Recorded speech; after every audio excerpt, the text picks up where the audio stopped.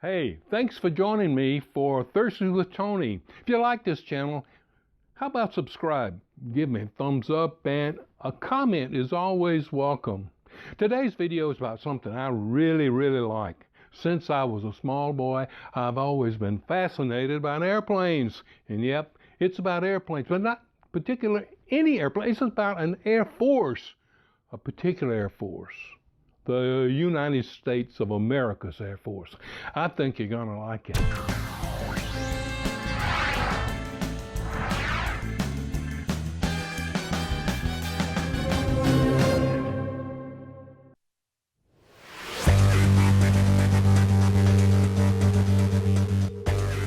Did you know that the first U.S. Air Force was a failure?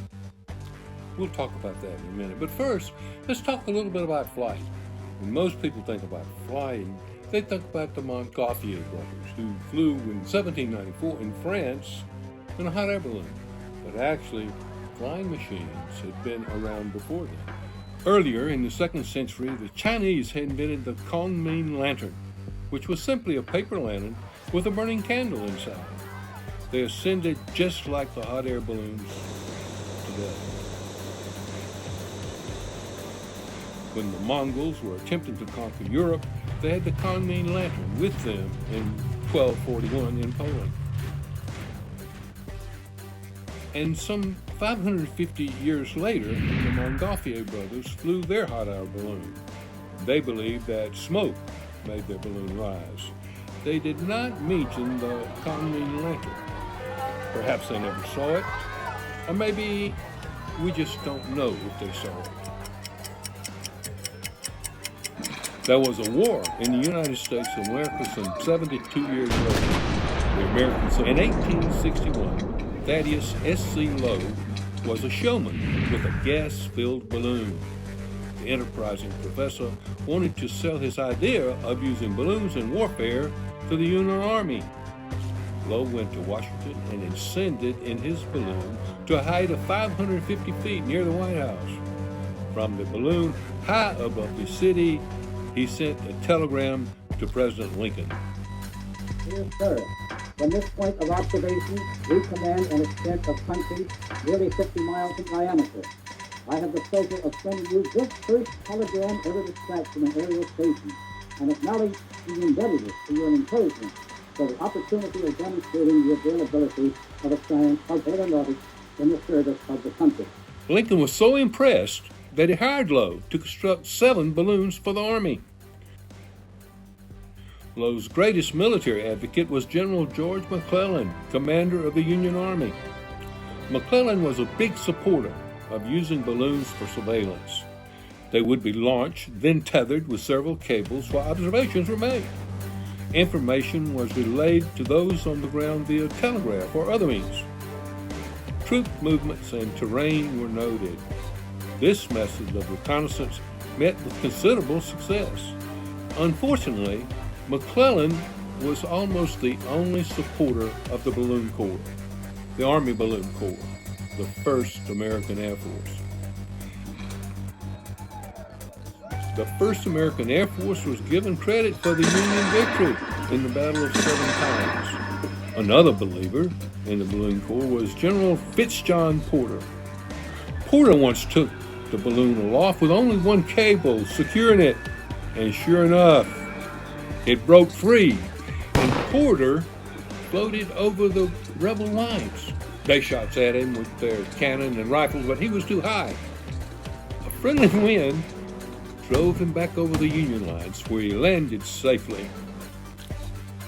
Although Porter gathered considerable intelligence from his flight, his superiors, no doubt, were less than happy with his behavior. Other officers also went aloft in balloons, although not always solo. McClellan, S.C. Hinchinman, Irving McDowell, W.F. Smith, and G.A. Custer were some of the officers who ascended in balloons. During this time period, it was discovered that hydrogen gas provided greater lifting and allowed the balloons to stay aloft longer than coal gas did. Also, it could be generated on the battlefield, where the balloon was needed.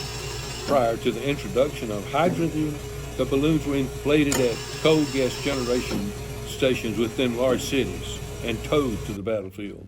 They were towed by horses or locomotives or whatever could be used to move an inflated balloon. The Civil War was the first war in which artillery could shoot further than a man could see.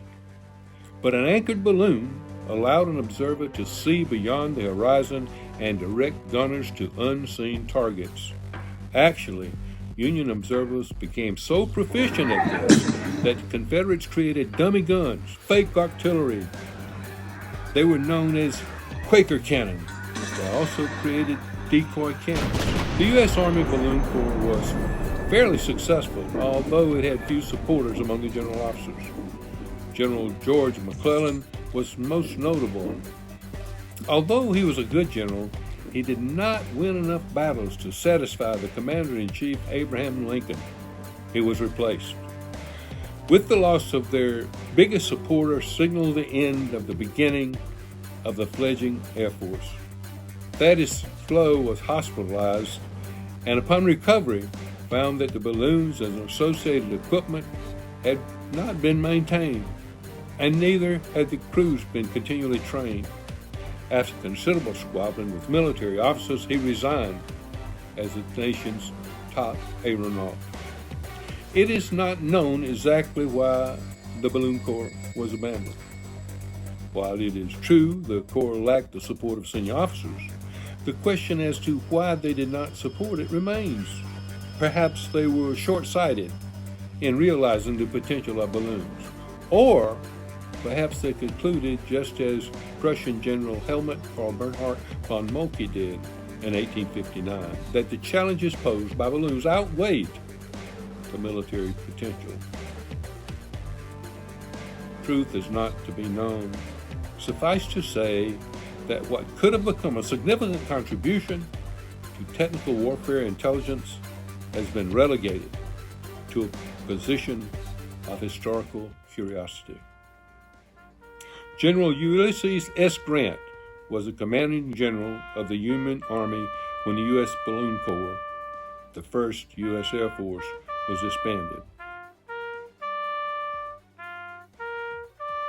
However, in less than 100 years, General Billy Mitchell would father the most powerful Air Force in the world.